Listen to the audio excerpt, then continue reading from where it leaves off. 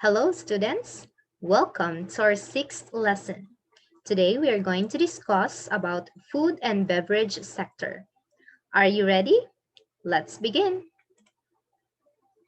At the end of this lesson, you should be able to trace the history of the food and beverage industry, describe the different types of restaurants, explain the importance of franchising to the restaurant industry, discuss restaurant profitability and calculate food cost percentage, gross profit, and average guest check, calculate the restaurant's break-even point, explain the role of the menu in a restaurant's success, differentiate airline catering from restaurant catering, and discuss restaurant promotion.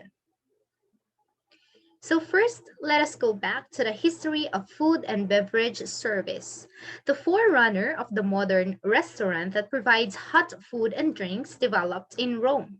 The early inns provided bread and wine to travelers. In 1200, public cookshops were opened in London, which offered pre-cooked takeout food. So previously, guys, inns also provided foods and beverages to their guests. In the 16th century, British inns and taverns began to serve one meal a day at a fixed time, price, and common table. The restaurant was first used in the late 18th century for a Paris dining room serving light dishes. On the other hand, hamburger was first served in 1904 at the St. Louis World's Fair. Roy Allen and Frank Wright founded the first root beer stand. Moreover, in the 1960s, fast food establishments emerged.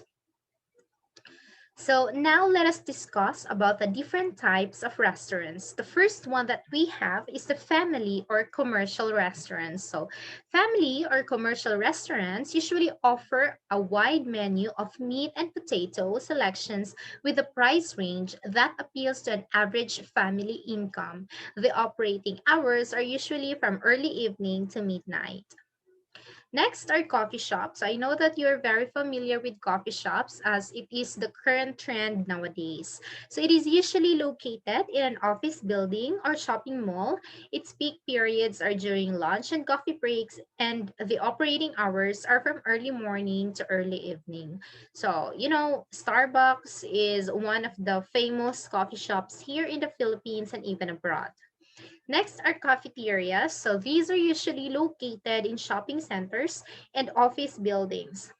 They are usually self-service and with limited menus of soups, entrees, desserts, and beverages. Its operating hours will depend on the location of school, office building, airport, or highway.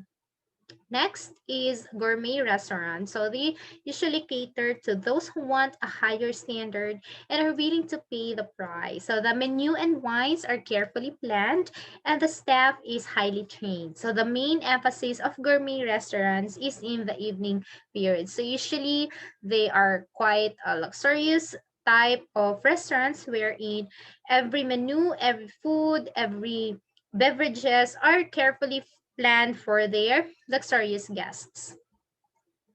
Next are ethnic restaurants. So they feature the food in a specific region or country. So must serve authentic cuisine of the region or country they are featuring to be successful. The prices range from budget to high. So here in the Philippines, we have Chinese restaurants. So they are example of ethnic restaurants. Next is fast food restaurants. So franchising is common in this kind of restaurant. Franchise fast food operation requires well-trained staff. Thus, the franchisor sets standards of service and food quality. These restaurants are pioneers in establishing more efficient and food operating systems. An example of a fast food restaurant is Jollibee and McDonald's. Next are deli shops. So provide delicatessen food service, combining traditional delicatessen, cold meats, and cheese with takeout sandwiches, salads, and similar items. Deli shops have low labor costs because only one or two owners and employees are involved. Next are buffet restaurants. So I know that you're very familiar with this one. So it is established on a completely self-service basis. Usually eat all you can, hot and cold food for one price. Cater to families, thus offering a reasonable price. Here in the Philippines, usually buffet restaurants, standard buffet restaurants has prices from 200 to 300 depending on the type of buffet restaurant. Vikings is a luxurious type of buffet restaurant. So the rate usually in Vikings ranges from 500 to 700 plus. Next is transportation restaurant. So it is usually found along auto and bus transportation routes and in a bus, rail, and air transportation buildings. It usually caters to groups, particularly bus tour groups. So now let's move on to the topic of franchising. So franchising has already been discussed in the previous chapter wherein we talk about franchising in hotel industry. Now, let us talk about franchising in restaurants. So franchise restaurants are a major component of the food service industry, particularly in the fast food service sector, such as Jollibee. It provides the following benefits to the franchises. So it provides operational training, layout and design assistance, location assistance, managerial expertise, and group purchasing power for identification of a well-known brand, supporting good advertising and promotion. So a regional franchise allows a franchisee to develop multiple outlets within a specific geographical area. Now let's move on to the restaurant profitability. So there are different measures on how we get the profitability of a restaurant. So the first is food cost percentage. It is often used to measure a restaurant's marketing success, and it is determined by dividing the food cost of for a period like a day, a week, a month by selling this by the sale for that same period and then multiplying it by 100. So it's almost the same on how we get a hotel percentage, occupancy percentage. Now, the other way is the gross profit. So it is the selling price of an item less its food cost. So it's very simple to understand. If your price for a food is 25 pesos and your the cost of your food is 20 pesos and your gross profit will be 5 pesos. Another one is the labor costs. So these are considered by expressing them as a percentage of sales on a daily, weekly, or monthly basis and comparing the actual with the standard desired.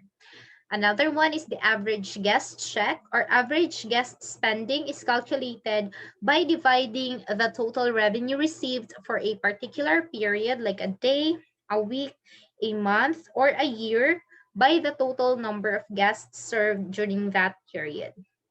Next is the break-even point. So usually it is a 0 point in which a business will make neither a profit nor a loss. So if you're going to calculate the expenses, you're going to calculate the costs and your contribution margin.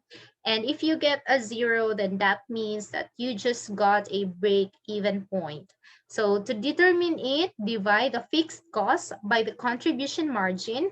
So fixed costs are those costs that remain the same regardless of the volume of business, while contribution margin is average check less variable costs. So again, as what we have discussed previously in the previous chapter, fixed costs are those costs that do not change whatever happens. Example is the rent of the building. Those are fixed costs. It doesn't change even if you have a lot of guests or even if you do not have guests at all.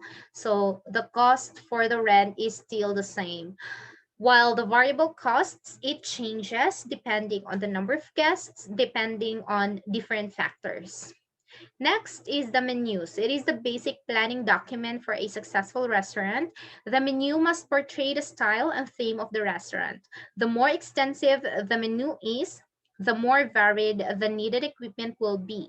So it also identifies the restaurant's labor cost, the number of staff required, and the cost of staff for food preparation and service, and the cost for uniforms, purchases, storage and space, and actual food cost. So if you have a simple menu, then most probably you will have a cheaper cost.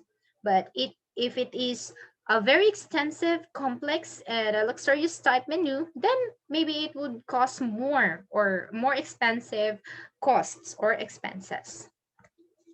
Now let's go to airline catering. So if you didn't know, airlines also have catering services. There are foods that are being served in the airline while you are having your flight or even at the airport terminal. So they are prepared by the catering services of the airline. So airline companies spend billions of dollars every year on food purchases.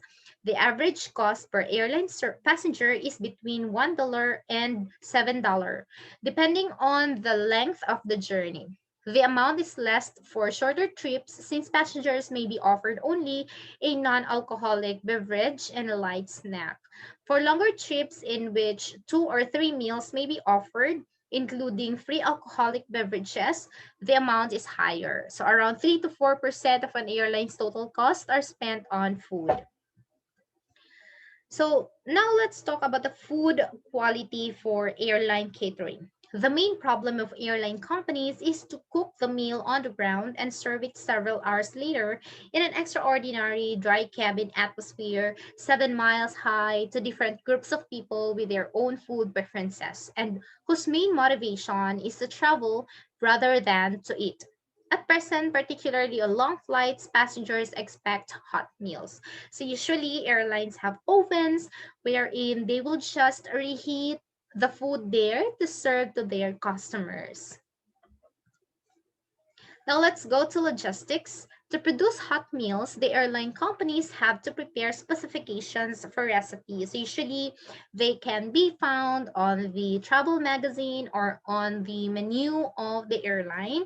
So a passenger could just order the food that they like among the list in the menu. But these lists or these meals are already prepared beforehand before the flight by the airline catering. So food preparation requires a forecast using the actual passenger reservations and an allowance for standbys, last minute reservations to have the correct raw material, equipment, and food production staff. Preliminary meal counts are prepared from 24 to 72 hours ahead, and menus must be carefully selected for each flight to avoid serving the same meal to a passenger on two succeeding segments of a trip or a round trip.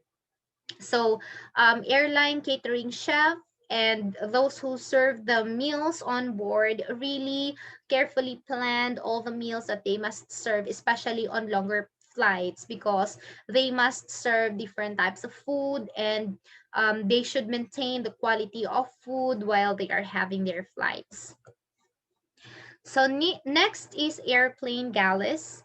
The first airplane galley was designed in 1936 by Thoughts for its DC-3, so meals prepared on the ground were kept hot or cold in insulated containers on the aircraft. So after World War II, larger airplanes introduction enabled them to have ovens and refrigerators on board in their galleys.